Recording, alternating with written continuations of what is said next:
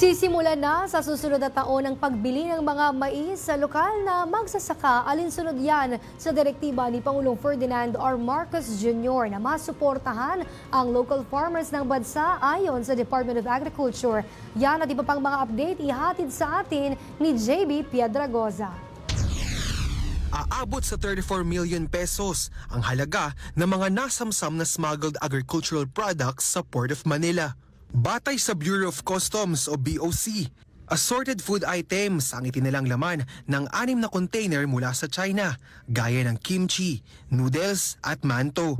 Ngunit sa ginawang inspeksyon ng Department of Agriculture, BOC, kasama ang Food and Drug Administration at Department of Health o DOH, napag-alaman na cover lamang pala ito para pagtakpan ang bulto-bultong sibuyas at frozen mackerel.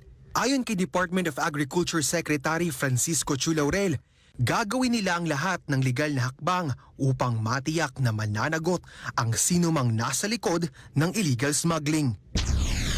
Samantala, sisimulan na ng National Food Authority o NFA ang pagbili ng mais sa mga lokal na magsasaka sa susunod na taon. Ito ay bilang tugon sa utos ni Pangulong Ferdinand Marcos Jr. na muling bumili ng mais sa mga magsasaka sa bansa.